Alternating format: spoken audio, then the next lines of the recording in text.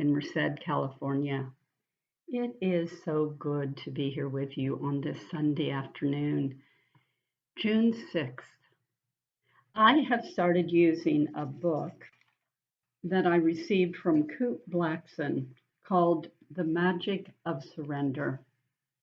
Here's his name, Coot Blackson. You can find him at cootblackson.com. Perhaps you already know of him. He's a wonderful inspirational teacher and writer, and he's sharing with us in this book the journey of surrendering. And we often think about surrendering and letting go as a way of, I give up, I surrender. And it is that, but it is not a releasing of your power. The kind of surrender that he is talking about is actually an igniter of your power. To ignite your power, to set your power free, to find within you that divine light that is you. He shares in the prologue of his book a beautiful story of him being with his mother as she makes her transition, the journey that they went through, and him saying that he's a teacher. He teaches surrender. He teaches letting go, but it was through his mother that he really learned the art of letting go and the art of surrender. Surrender is not giving up. It is tapping in. I want you to hear that. Surrender is not giving up. It is tapping in to that divine resource within you that is calling you forward. It's a pulse. It's a call.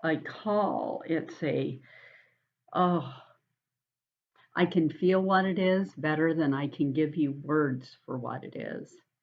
I am one of those people that has a very difficult time sitting back and letting world events take course without my paying attention to them in a way where I want to make a difference. And I know that many of you are the same way. I am one of those people that actually, I'm a New Thought minister, right? Progressive, New Thought minister. We teach universal love. We teach universal concepts. We teach that there is no limitation. We teach that there is no physical heaven and no physical hell, that heaven and hell are states of consciousness. Many of us teach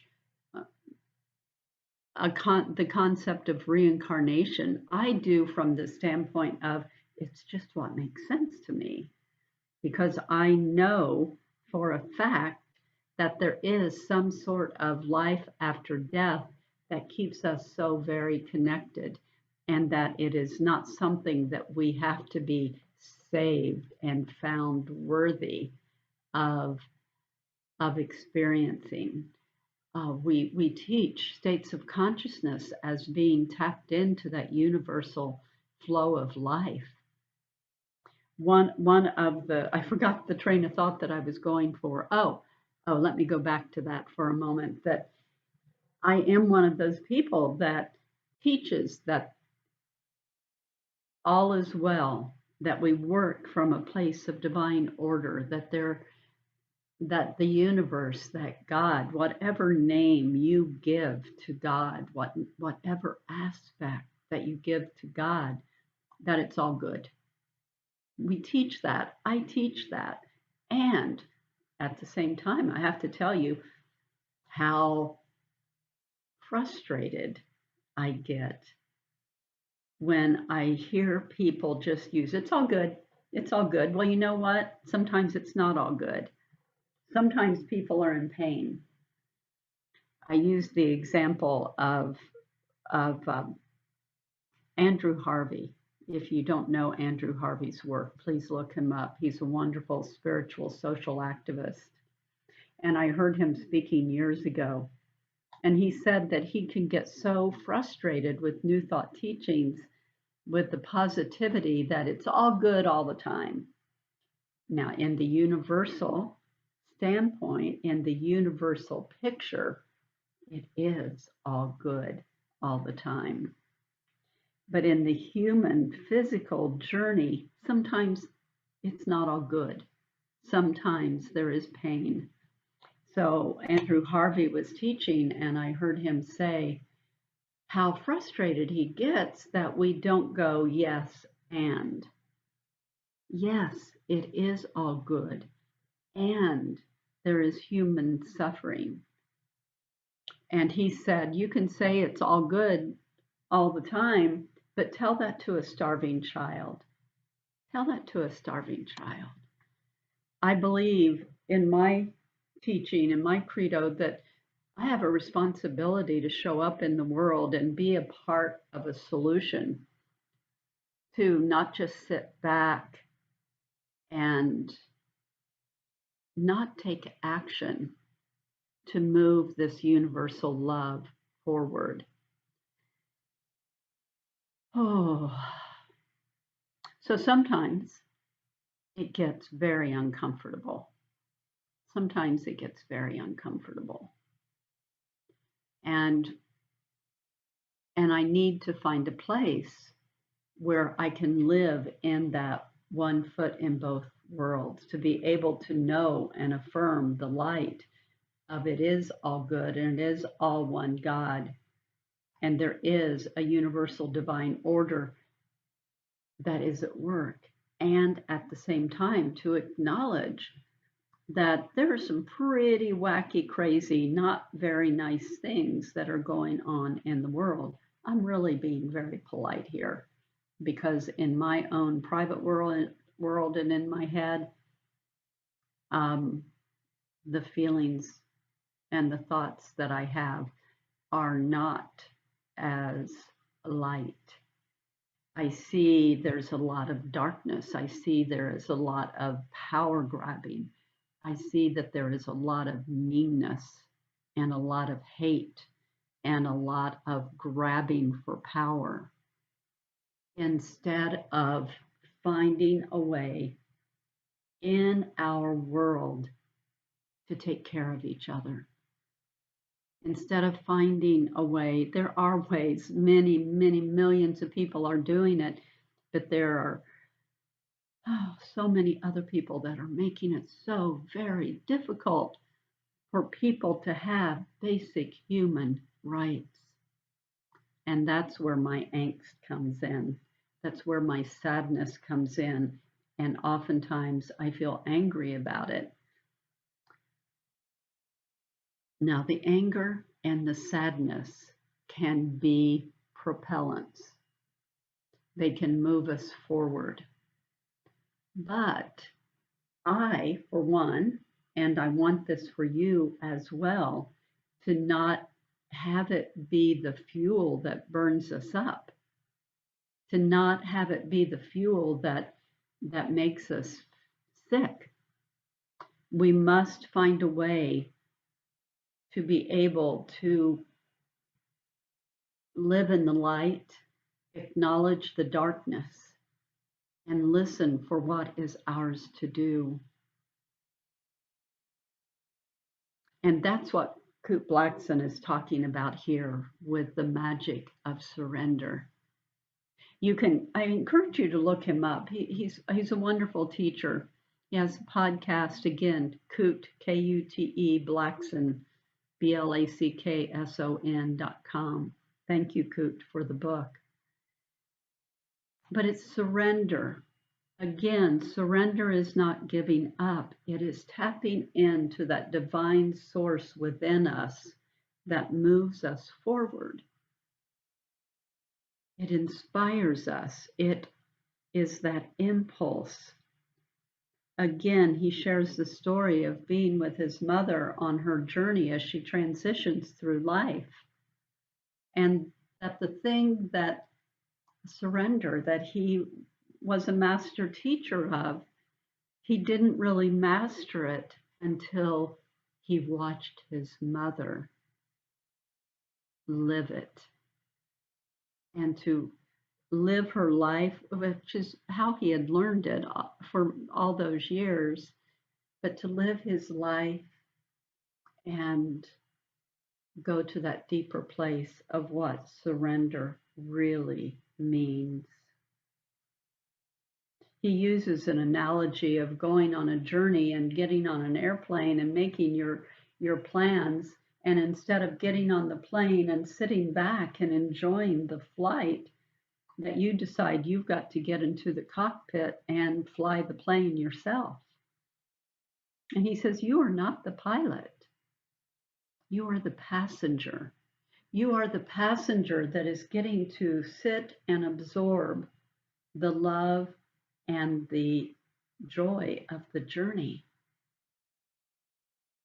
When we can sit back and enjoy that journey, then we can hear that divine impulse that is knocking, that is whispering, and sometimes pounds on the door to get us to hear it. Surrender is freedom. There is a place within you that there is an impulse that is calling you forward. And perhaps it is just simply to be a part of the world that holds the light and affirms the truth.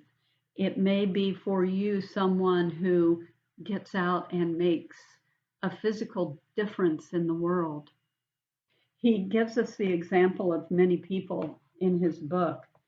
He talks about Viktor Frankl and how he, if you are not familiar with Viktor Frankl and how he survived in the World War II concentration camps, losing his entire family, but holding on to that pulse within him that allowed him to find meaning and to come out of that situation teaching meaning to the world.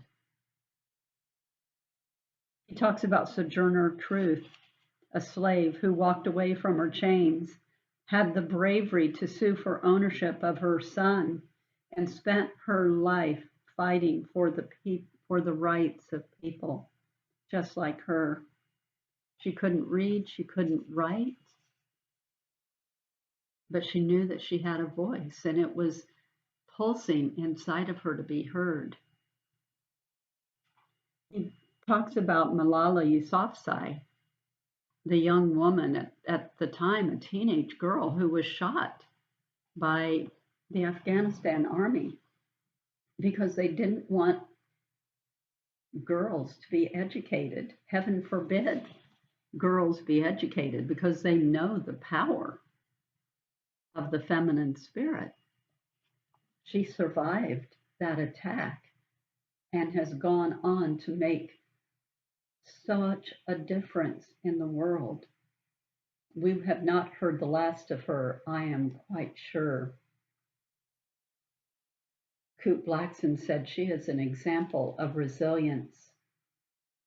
Muhammad Ali, how he walked away from his career during the Vietnam War because he refused to be drafted. He walked away and he was condemned. But he has since become an example of integrity. We see that this week with Naomi Osaka, the tennis player, who said to the authorities with the French Open, I am not able to do this press conference. This is not good for my health. I need to not do this. And has walked away. Now we'll see what happens with her and with her career. But that is the magic of surrender, to listen to that impulse within you. And then Kut also talks about Colin Kaepernick and how he, instead of standing, he knelt during the national anthem. His actions became prophetic, a symbol for speaking up without words. Whether you agree with his actions or not, you have to respect an individual who is putting his money where his mouth is and surrendering to his soul's calling. What he is doing is bigger than politics. He felt something and he went with it. It cost him his career. But in the end, he will be remembered for so much more than a few touchdowns at a Super Bowl. Colin Kaepernick helped propel a movement of human rights. We all don't have to be a Mother Teresa or a Colin Kaepernick or a Malala or a Nelson Mandela, and you go on and on and on. But I do call you forward to listen to what that impulse is within you. And if you are finding yourself struggling with the politics of this world, not just the United States, but of the world, if you are struggling with how much hate you are seeing in the world, find a place within you to surrender so that you can hear. Surrender is freedom. Surrender is freedom. It is not giving up. It is tapping into that higher source within you. The universe is calling. Are you willing to listen and to answer? Thank you again for being with me today. I bless you on your journey as you listen, you hear, and you know what is yours to do. Bye for now.